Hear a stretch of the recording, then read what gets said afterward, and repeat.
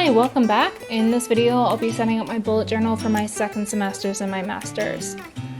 I always include just a couple pages after my setup just to ensure I have somewhere to look back to when I'm trying to plan and organize. This is my title page, and in it I'm doing just some watercolor teacups and books, and on the following page I actually have a cute little definition of tea with some tea stains I took from dipping my mug into tea and putting it on the page. This third page here, I decided to do a general overview for my classes. I always find it's really handy to have a page to refer back to that just has all the course numbers, the professors' names, and the days of the week that I'm having these classes. I find especially with everything being on Zoom, I often forget these things.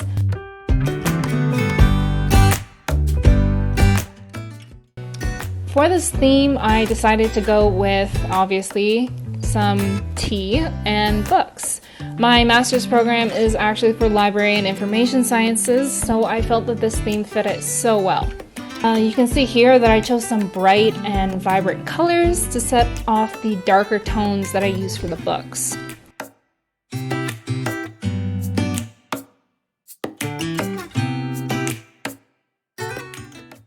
These watercolors, I mostly just went over them until I reached the saturation that I wanted, and then used some darker colors to sort of make the insides of the cups actually have some dimension. I'm not too used to using watercolors yet, so there were a couple times when I was painting and it bled into some of the other colors, which is something I guess I'm just gonna have to get used to, or learn how to handle better. I then drew in the headers for the classes and timetable section and then went over it with a thicker marker to give it a little bit more definition.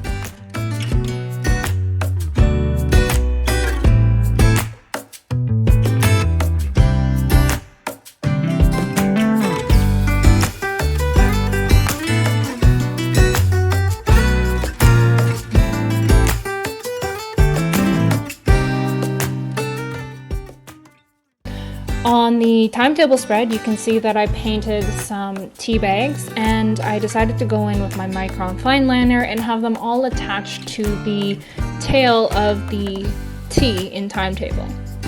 And then I'm just going over all my watercolor drawings once they're dry to give them a little bit more definition and have them stick out on the page.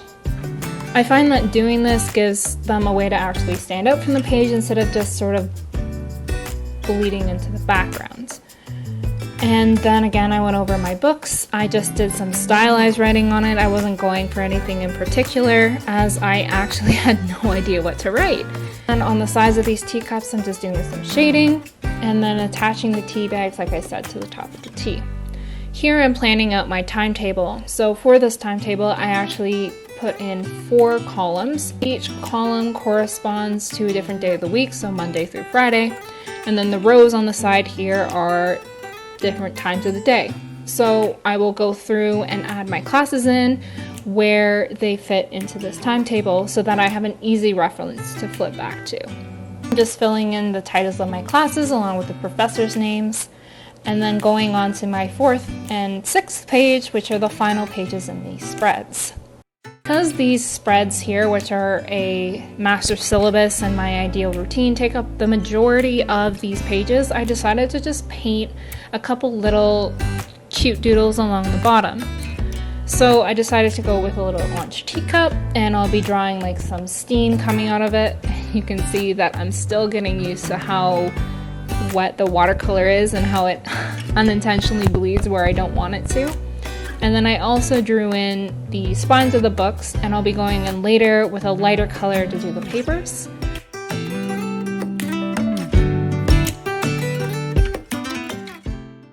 I also decided, why not add a teapot? I'm drawing all these teacups, I might as well have a teapot.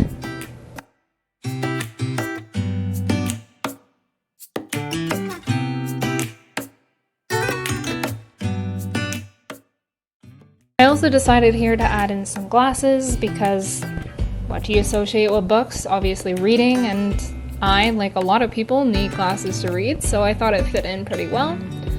And then I'm going in with a different color for the book that the open book is resting on, just to give it a little bit of a way to stand out so they don't blend together. And then here you can see I'm going in with a lighter color for the pages. I decided to go with a more yellowed look because I found it actually reminded me of older books and the sort of yellowness that pages have once they get old. And here I'm drawing in the lines for my ideal routine. So the smaller boxes at the top on the left hand side will be where I write morning or evening, and then on the right hand side will be where I write the time of day. And then on the other page you can see here I'm setting up my master syllabus. So here each column corresponds to a different month. So for this one it would be January through April. And then for the rows I write each day of the month, so 1 through 31. And I do this so that I have an easy reference to go to that has everything that's due in my classes corresponding to the date and month that they are due. This also helps me plan out if I know I'm having a busy week coming up. I can see that easily in this master syllabus, so I can plan ahead to ensure I allot enough time for all these assignments. And then again here, I'm going over all the watercolor drawings with my Micron fine liners just to give them that extra little pop and not have them sink back into the pages so much. You won't see me here setting up my ideal routine. I honestly forgot, but it's pretty simple and you'll see it on the final flip through.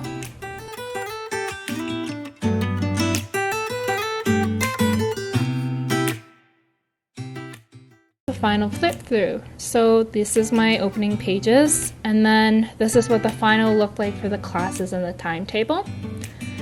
And here is the master syllabus and the ideal routine. And you can see how that ideal routine is set up with the morning and evening slots. Okay, that's all. Thank you for watching, and I will see you again for my January setup. Bye.